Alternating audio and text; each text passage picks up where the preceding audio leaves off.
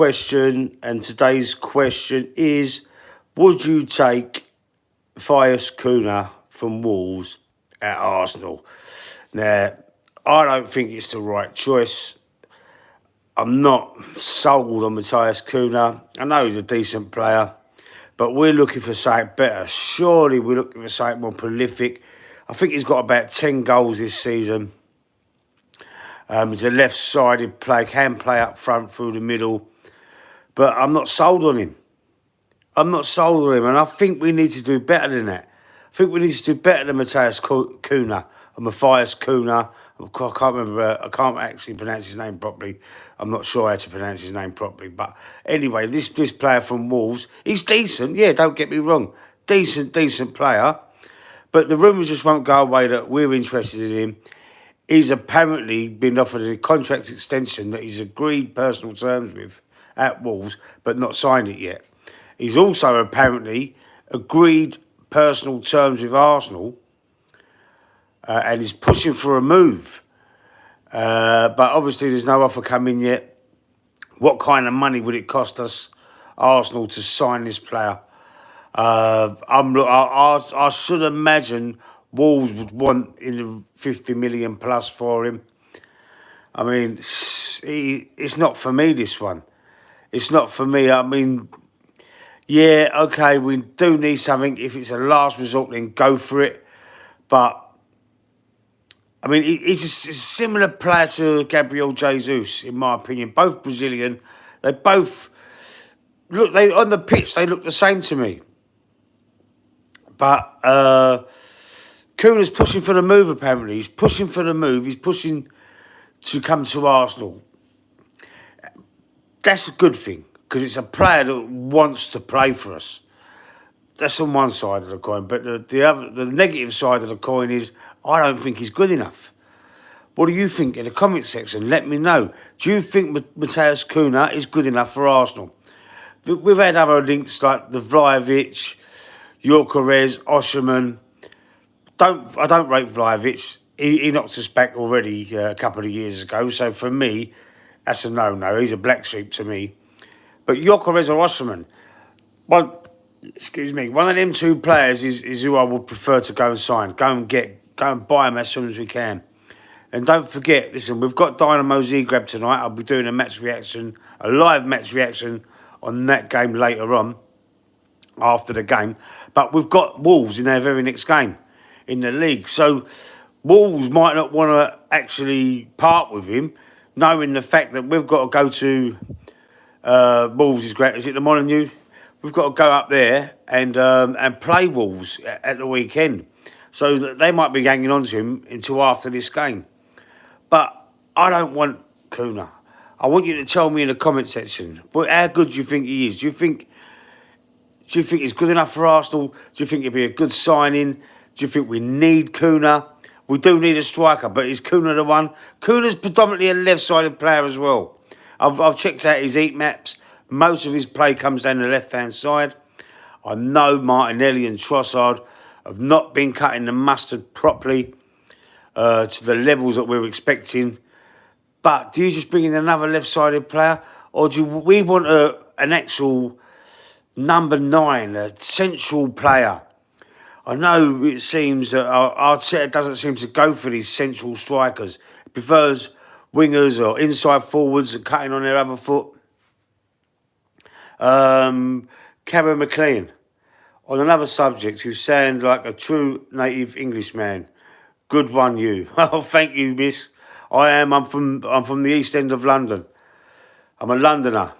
Arsenal need a goal scorer. Exactly, TM. Arsenal do need a goal scorer. He's got 10 goals this season, I believe, Cunha. More than Havertz, our top striker, our top scorer with 7. But we need something better. We need something a lot better. I want Gyökeres. I want us to go all out and sign Victor Gyökeres from Sporting Lisbon. He is smashing it the last 2 years out in Portugal. I know it's a different league. I know people say, oh, and another keeper. We do need another keeper as well. We've got Neto on loan. But, I mean, he hasn't played one game. I don't think he's played. I don't think he's actually played one game for us. We should have never sold Ramsdale. We should have kept him as a backup TM. I believe. I know he's better than a backup, but I think we should have kept Ramsdale for at least one more season until we could have signed someone, as the backup keeper, or even a better keeper than Raya to take his place. Still upset we let Emmy go. Emmy Martinez, what a goalkeeper. World's best goalkeeper, weren't he? He's at Aston Villa. I mean, he come in for Leno, didn't he, for that stretch a few years ago. And he was better. He was immense. And when it come to the crunch, Arteta decided to keep Leno and then sell Emmy Martinez, which was a big mistake, and he continues to make mistakes, Arteta, as the years have gone by. He don't seem to be learning. Like we know he was a new manager when we signed him. We know he's basically done his apprenticeship at Arsenal. We know we've improved. Don't get me wrong, we have improved since he took over, but he's. And I rate him for that. He's brought us into title challenges the last 2 years. This year, I'm a little bit thingy. I know it's not over yet, and I know we could possibly go to Dubai after the weekend and then reinvigorate ourselves like we did last season and go on a mad run and come back and and try and claw some more points back on Liverpool. But I fancy Liverpool going to run away with it this year. We might be lucky enough to finish runners up again, but is that good enough? Is that good enough? And we're not going to go. Actually, unless we do sign a striker this window, we're going to just drop off. We're going to drop off. We need to get someone. We need desperately. Jesus is out. Saka's out. I've heard in Wanyeri, a youngster on the right hand side. I've heard he might be in contention for tonight's game. And Calafiori. TM. I wouldn't want another manager, honestly. It's frustrating.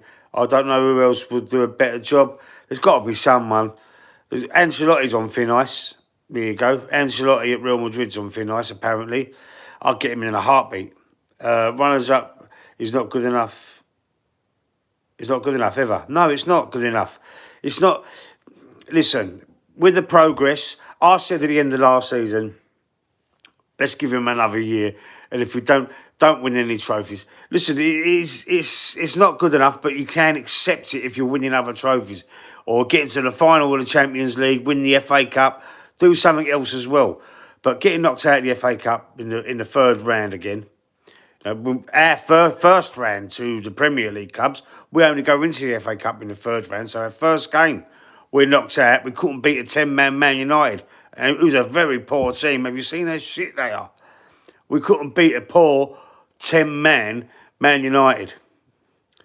We had half hour left of the game after we got sent off for United. I can't remember who got sent off now. But anyway, the player sent off. There was still half hour that second half. And we played the second half, couldn't score. Played like half hour again of extra time, couldn't score. Odegaard misses the penalty in that second half as well, didn't he? Missed. Oh, God, it's frustrating. It is frustrating. But I mean, ultimately we were a better team, but we just couldn't put the ball in the back of the net, and that's because we need a proper striker. I keep saying it. I feel like a broken record. I keep saying it. Newcastle beat us 2-0 at the Emirates as well. Don't forget, game against Man United was at the Emirates. Tonight's game's at the Emirates. We've had 5 home games. And I don't think... How many have we won? We've won 2 out of 5, I think. Is it 2 out of 5 we've won? Or will this be the 5th? Oh, no, 4 games. We drew against United over the 90 minutes. We lost to Newcastle. We beat Spurs. And who was the other game? Oh, Villa. We drew against Villa. And now we've got Dynamo Zagreb at the Emirates as well. And then we were away to Wolves. Now, this is what I'm saying. Wolves ain't going to sell us Cunha because potentially, if we buy him, say, today, tomorrow, but he could potentially play for Arsenal in that game against Wolves and score. So we've got no chance of getting him before this weekend, and we've got to act quick because the transfer window is running out. DJ Santini, between Arsenal and England, I'm becoming an egg chaser fan. So stressful being a Cunha. Absolutely. It is stressful, man. And when you get all these links every day, you look online, you know, you've got AFTV, Robbie there, you've got a few others, and the rumours and the links, you know, it just fills you with false hope. It fills you with false hope. I know it's not their fault. They're just reading out what they've researched, and you know they're bringing the news to the fans, which is, you know, it's not always a bad thing. You know, it's a good thing as well. But I mean, sometimes you get a bit excited, and especially like in the summer months, in the summer break, where we linked to a whole host of players all summer. And look what we've done. The summer windows cost us. We didn't get a striker. We sold Emil Smith-Rowe. We sold Eddie Nketiah, which I was glad about. I didn't want to sell Emil Smith-Rowe. We loaned out Fabio Vieira, who's apparently rumoured to be maybe being recalled. Reece Nelson as well. Get Reece Nelson back. If we can recall anybody, recall Reece Nelson. And then, instead of playing Sterling, because, you know, I did saying, like, send Sterling back to Chelsea. I was saying that before, but you can't. Apparently, I've looked at that, if we could do that. And apparently that was part of the contract, that he has to stay for the full season. So we can't even send him back to Chelsea, because we've agreed something in the contract. We're only paying a third of his wages. Chelsea are paying the other 200 grand a week. We're paying 100 grand a week for Sterling. Not using him, really.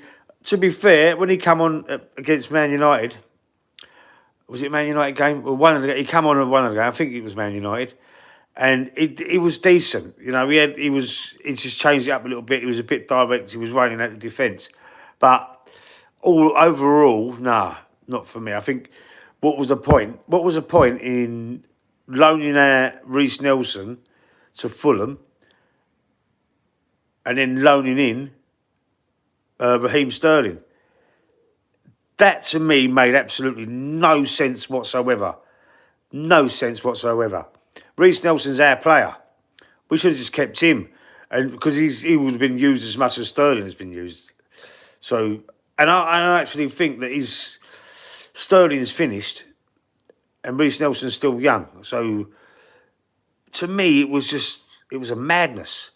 It was. What did you think of that, TM and DJ Satini? What did you think of that? That was a madness, bro. King, KT, Tommy, Isaac. We're never getting Isaac, bro. We're never getting Isaac. We're never getting him. Newcastle slaps £150 million price tag on his head. They're not going to sell him to us this month. We might be able to prize him away, depending on where they finish in the league, in the summer, maybe with a massive offer. But the reason why I said Osimhen and Gyökeres is we could get them this month. We could get either of them two. We could get this month if we put the money down. We're never going to get Isaac this month, or probably in the summer. By the summertime, if they're in Champions League, we've got absolutely no chance. What about Osimhen? Yeah, Osimhen as well. Yeah, Osimhen doing all right, isn't he? In Turkey over there, we could sign him. I think Napoli was asking for about 60 million.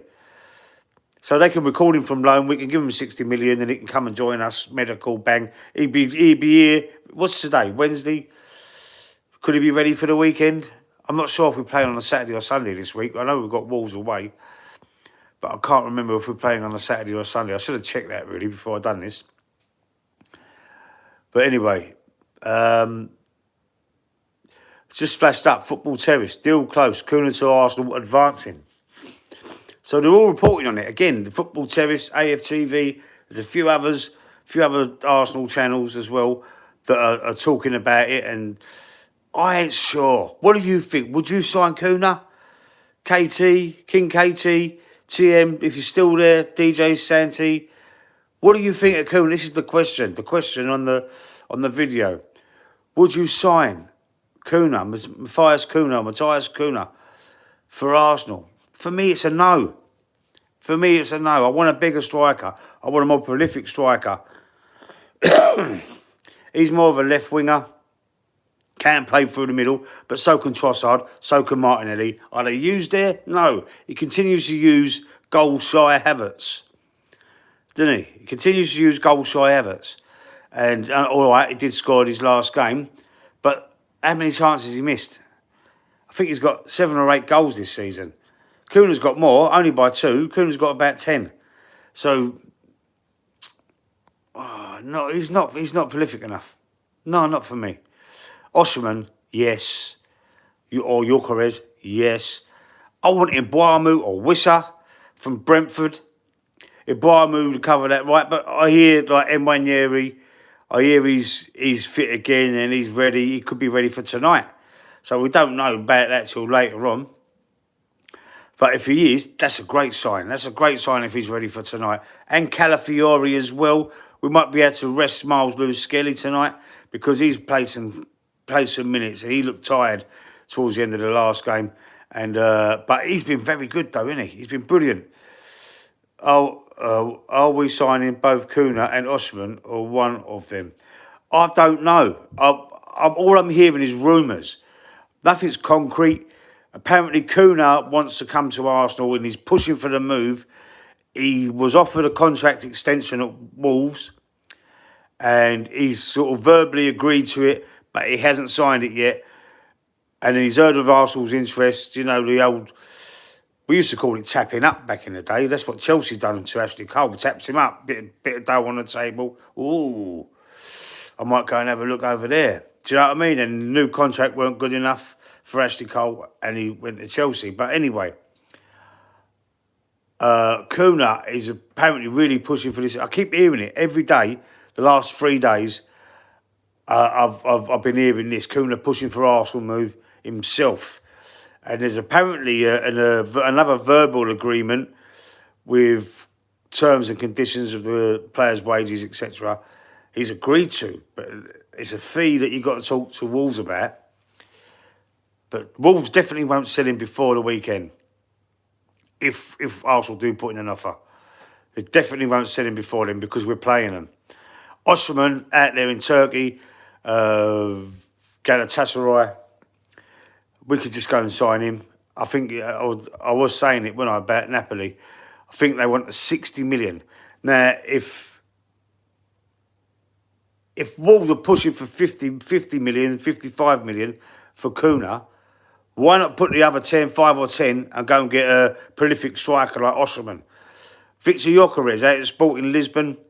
There's a buyout clause along the line. I think it's about 80 million. Arsenal have got the money. Go and invoke that buyout clause, 80 million. Go and get him. Go and show the rest of the league we mean business this season. Because I'm watching these games every 3 days. I'm watching Arsenal, and it is stressing me out. Like one of you said in the chat a little minute ago, but it is so stressful. It's driving you insane watching Arsenal. And the tactics for me, the sidewards, the backwards, the we're going direct, we're running down, and then all of a sudden, Odegaard or whoever else has stopped running, put their foot on the ball, look sideways, look and pass back or side. It's just, I don't know. It's like a semi-counter attack. So we're being attacked.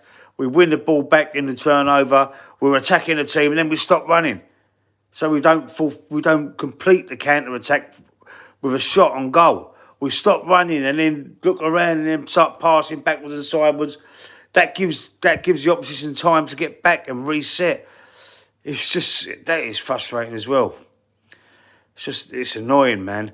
And I'm watching it all the time, and I can see there, like I coach kids, right, a football team. I'm nothing major.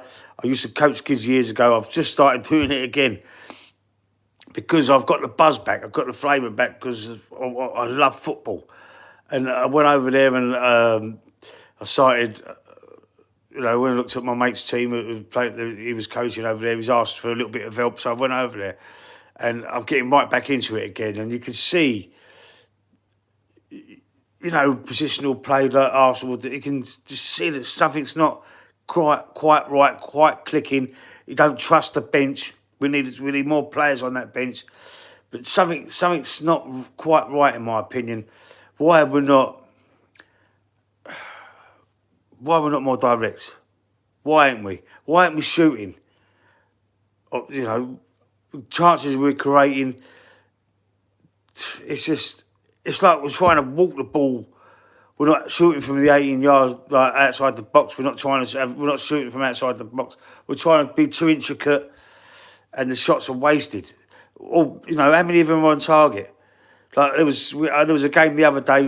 It might have even been against United. Was it against?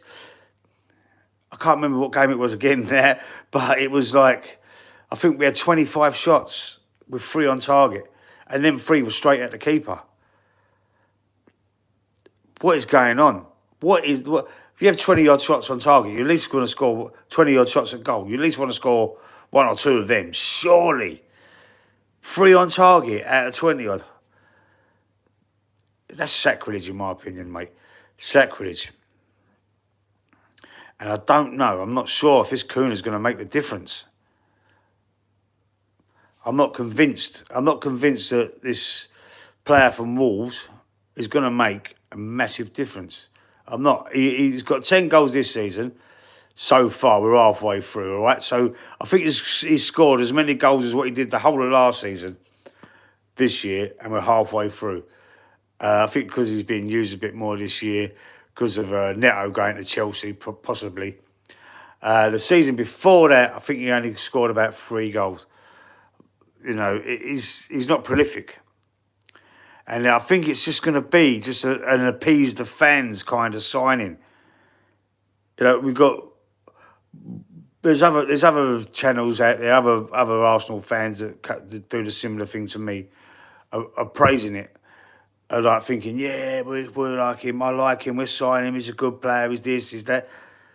It's just another Gabriel Jesus, mate. To me, anyway, he's just another Gabriel Jesus. He's not a number 9. He's not a striker. He's not a proper number 9. And that's what we need. That's what we need. And,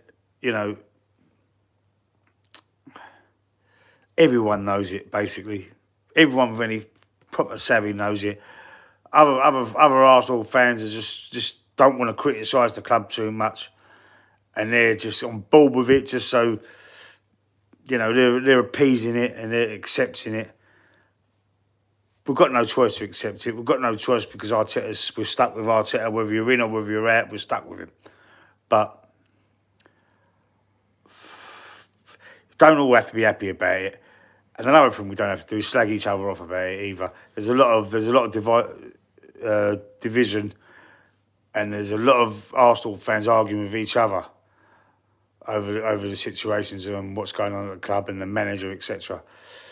Some people are getting personal and all, and that's not right. You can argue, you can banter, you can have disagreements, you can have different opinions.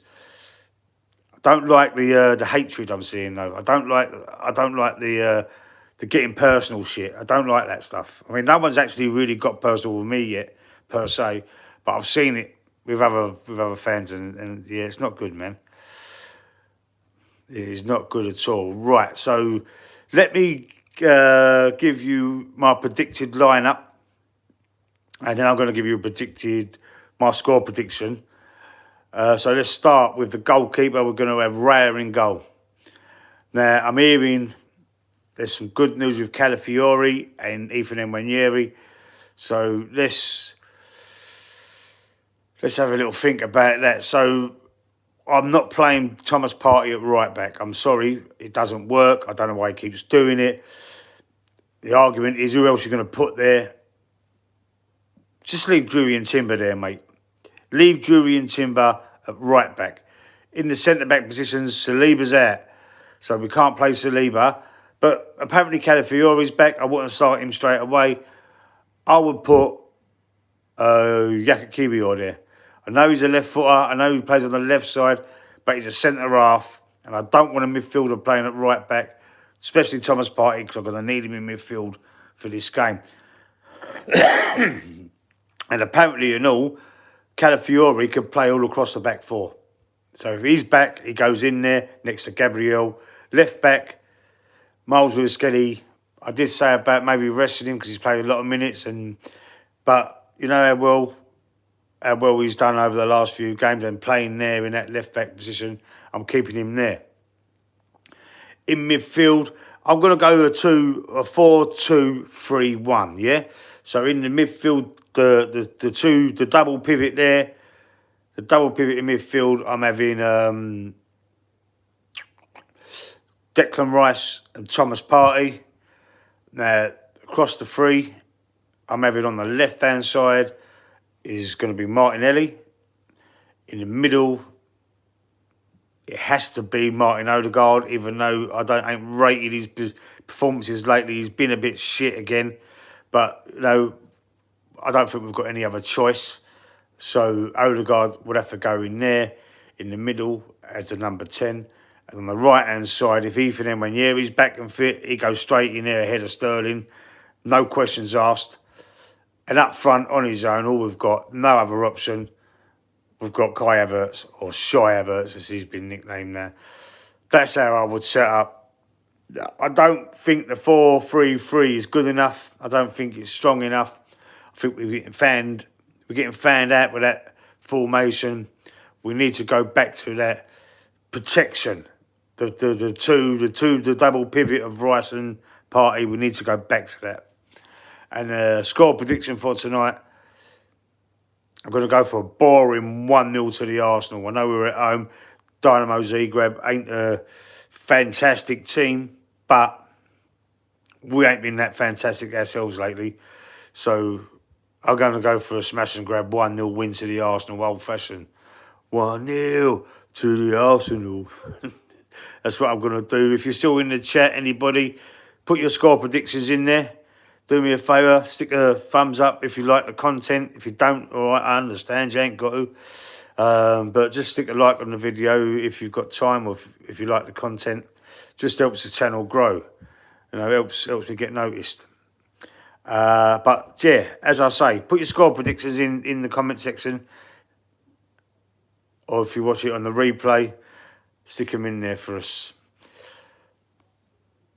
And I'll tell you what, I will be back again after the game tonight. I'm going to do a match reaction stream like this. I'm going to do a match reaction, whether it's good news or bad news. I'm not going to avoid it. I ain't done nothing for a couple of days because there ain't been much to talk about. But this Cunha thing, yeah, made me think, yeah, let me have a little chat about this. Let's see if I can find any fans out there that how they're feeling about this signing. Because I ain't over the moon about it. I ain't excited about it.